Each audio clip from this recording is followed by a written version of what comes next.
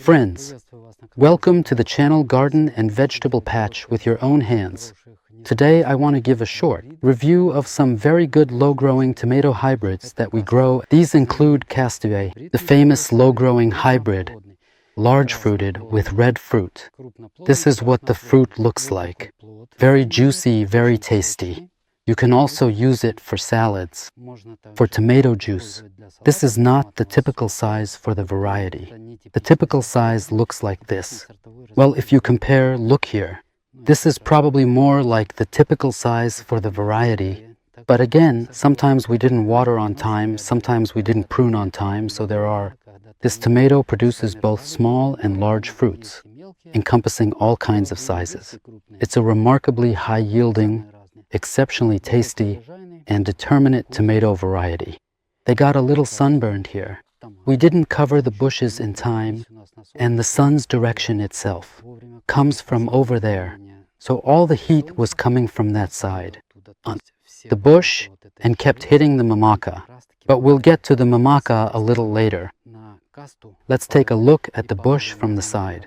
Friends, I think this review will be useful for you if you're still deciding which tomatoes to grow next year.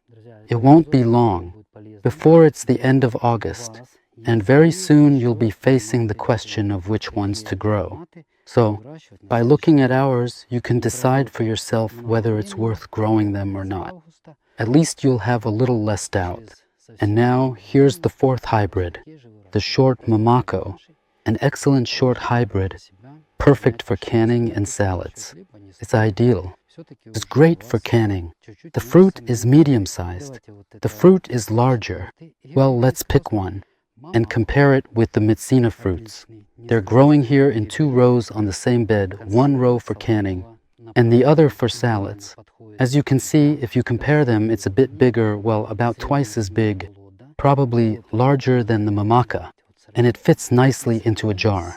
At the same time, it's already very tasty in a salad.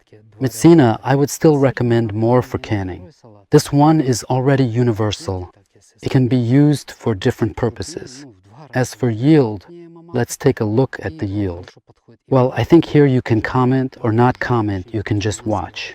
Also removed a few leaves, but the sun exposure without extra cover still leaves its mark. You see, the fruits couldn't grow bigger. They got sunburned, they got baked. These ones got baked, they were exposed. They were exposed. We only have netting in the seedling area. Shade netting. Here we didn't build anything.